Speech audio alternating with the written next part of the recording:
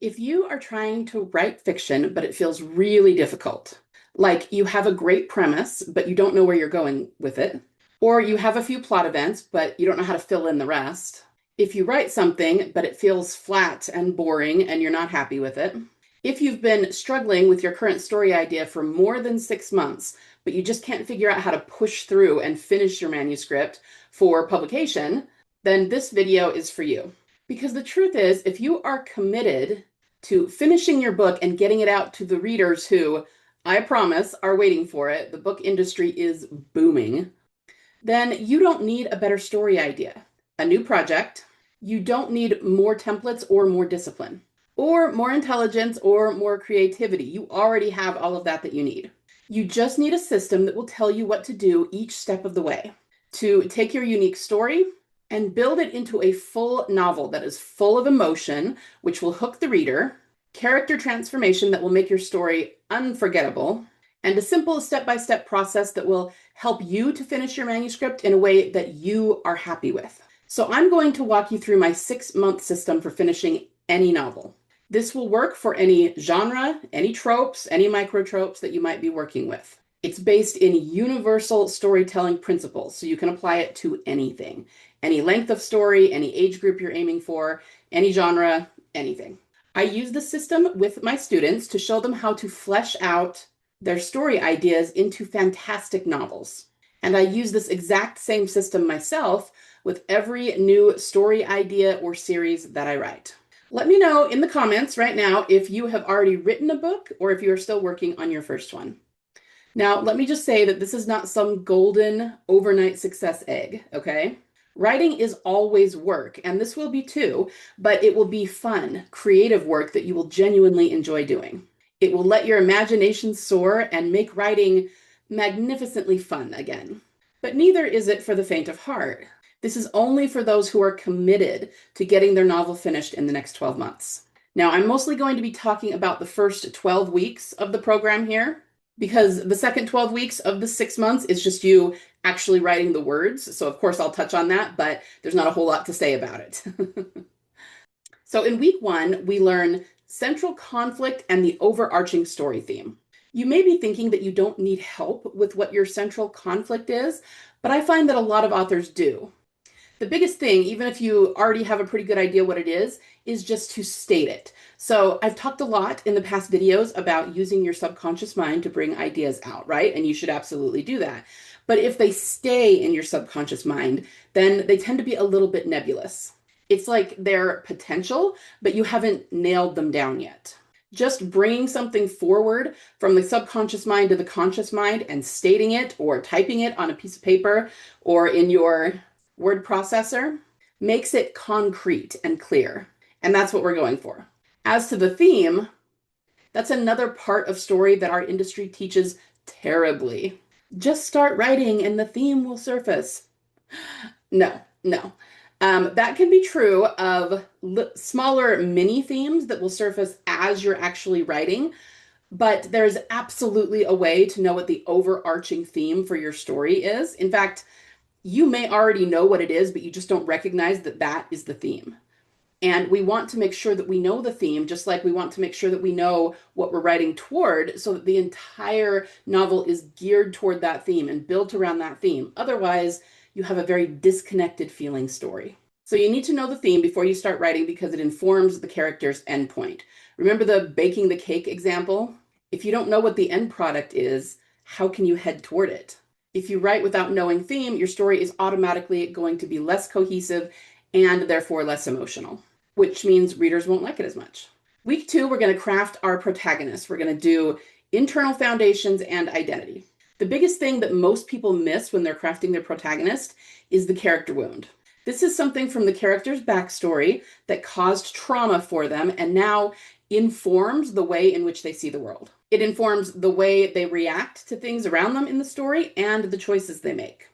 Making sure you know what the character wound is non-negotiable if you want your characters to feel realistic and memorable.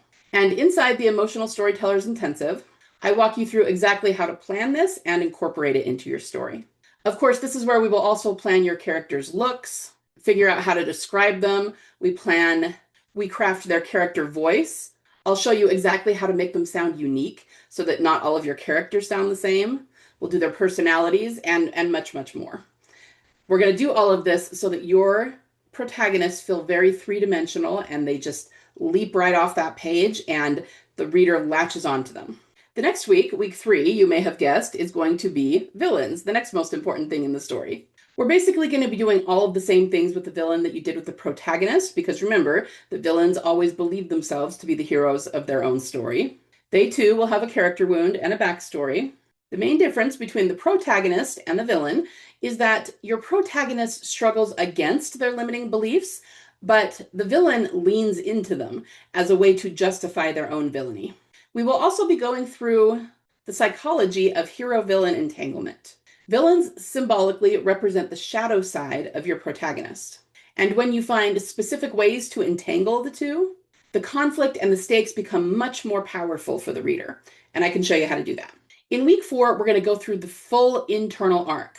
We'll take the foundations and identity from week 2 and build out a complete internal arc for your character.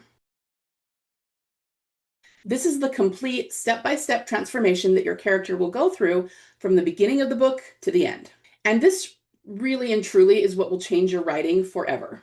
Because of course, your character is going to be going through and experiencing the events of the plot, but they're also going to be transforming internally as they do.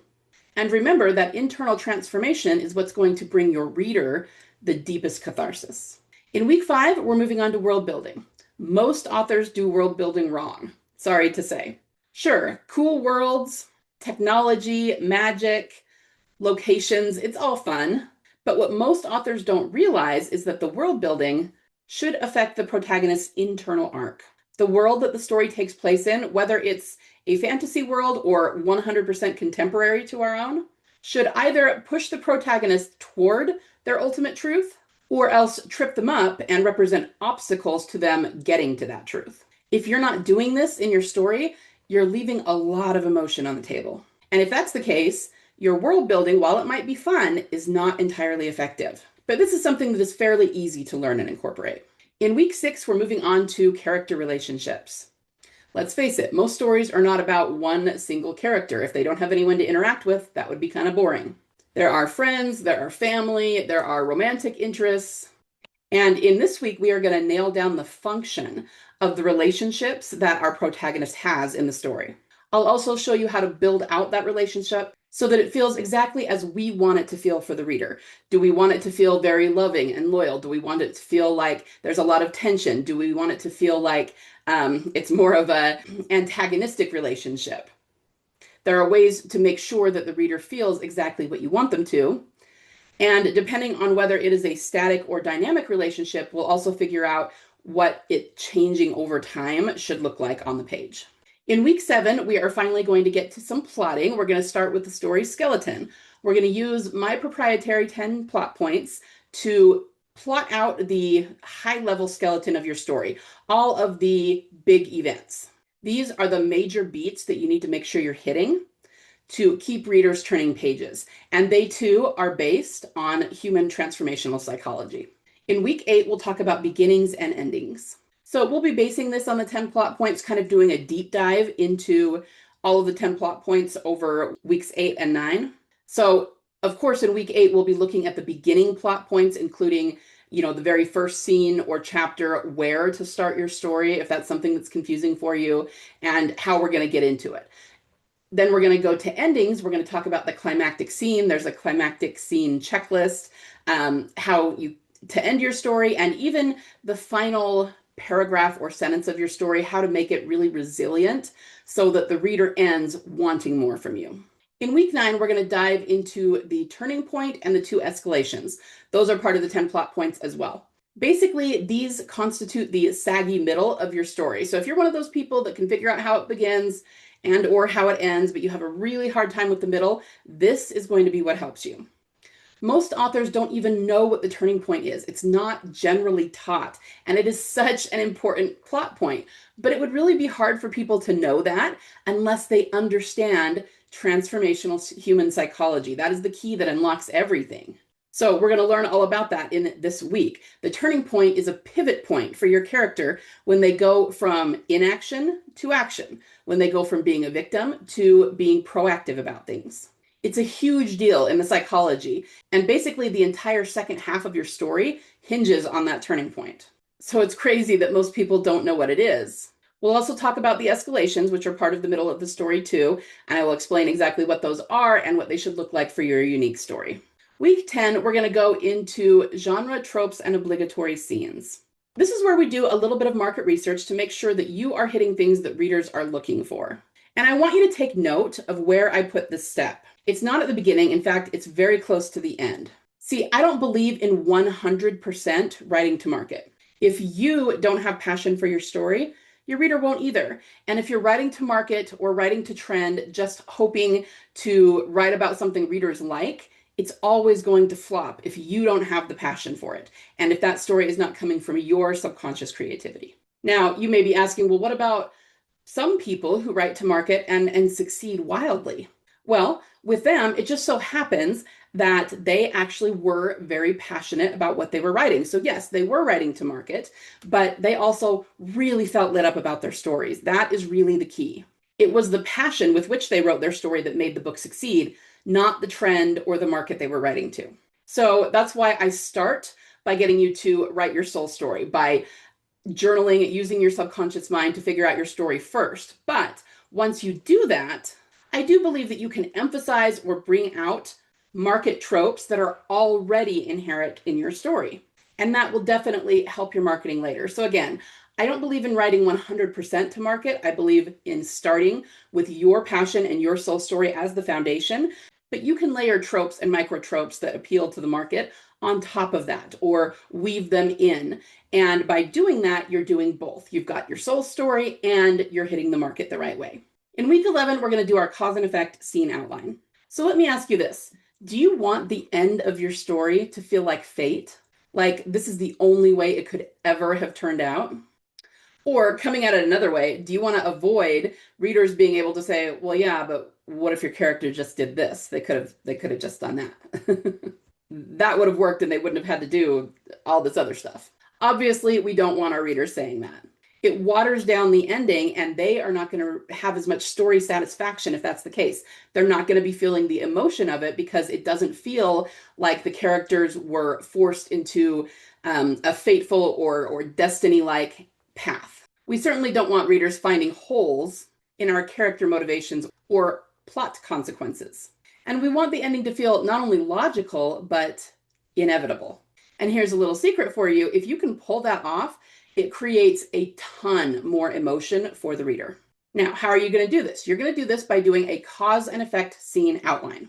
Don't do the index card thing where you're moving events around trying to figure out the chronology of your story. Doing that is going to make your story feel disconnected, as though you just strung together a bunch of events and hoped the reader didn't notice that they aren't terribly related. The major thing you're missing there is using the emotion and the character's motivations to create the cause and effect. It's not so much about the events. It's about how the characters feel and how those emotions will inform their choices moving forward. So emotions drive character decisions. So it's like, what does the character feel after each scene? And what is that feeling going to cause them to do? Not just, okay, what's the most logical thing that's going to happen next? That's not taking into account the character's experience of it. But I walk you through all the details of that inside ESI. And in week 12, we're going to do the addictive scene formula. This is where we go over what needs to go into every scene and how to craft them so they're like crack to your readers. Notice this isn't me telling you what to put in the scene. You should already know what the basic events are because of your cause and effect scene outline, which we already did. But this shows you how to take what you have already created for the scene and make it into one that hooks the reader, draws them through it, creates a ton of emotion, and pushes them toward the next scene. So they just have to keep reading. They have to keep turning pages and find out what happens next. And that, my dear author, is how you intentionally and purposefully create what is known as a page turner. Now, there are some other bonuses in the course as well. I'm going to teach you how to do echoes. And by that, I mean foreshadowing symbolism, repetition, how to set up and pay off, that sort of thing. And there is a training on great dialogue. As a bonus, I also give you a training on how to write an angsty blurb that will hook the reader when they haven't read your book yet and make them want to buy it. So this is the way the program drips out over the first half, right, of those 6 months. During that time, you are also going to get 2 live calls with me where you will be able to ask any questions you have, and I can even go over your story for, whatever it is you're struggling with that week. So if you're struggling with the world building, say, on the world building module, then I can go through your unique story and we will figure that out for you. I can lay it out for you, okay? So you have the opportunity to have my eyes on everything that you do in your story, if you so choose. I stay on those calls as long as needed to make sure every single person gets all of the help they need. Okay, so this is exactly what we do inside the Emotional Storytellers Intensive. I'm going to take you through step by step, show you exactly how to write, how to flesh out, how to craft your story in a way that will hook readers, that will be highly emotional, right? Of course, we're going to help you finish your story. Once those first 12 weeks are done, the next 12 weeks, you will still get the Q&A calls, but we have what we call group writing sessions where everybody just gets on Zoom at the same time, turns off our microphones, and writes together. Those are accountability calls so that you can get the writing done. But the second half of the program is just you getting your words written.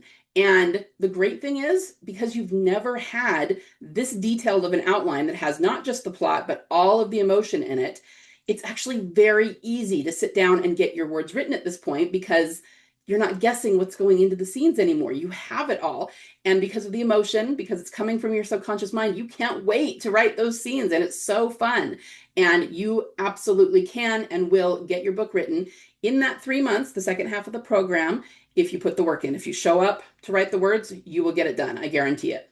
Okay, so the Emotional Storytellers Intensive is going to lead you to create the best, most emotional version of your story that readers will just not be able to get enough of. And you, as the author, will get the insight of another author who's been doing this for more than 20 years. So if you want to change what you're doing, if you want to stop feeling frustrated, getting brain cramp, if you want to stop taking years to write your book, never knowing what happens next, stalling out mid-manuscript because you don't know where to go, and instead learn to write emotional, transformational fiction in 6 months or less, then I invite you to join us inside the Emotional Storytellers Intensive. As you can see from this video, we cover every single aspect that could possibly be in your story in there. So if you want me to hold your hand for the next 6 months and walk you through exactly how to turn the genius story that you already have into a fully fleshed out novel that hooks readers and makes them gush about it in the reviews, and then also give you accountability sessions to get your words written and build that rock solid writing habit, then come join us. We have so much fun on our calls. 6 months is going to pass either way. Wouldn't it be great if after that 6 months, you had a fully written novel to sell? One that you were excited about and passionate about and confident about? Well, now you can, but it's up to you to take the action.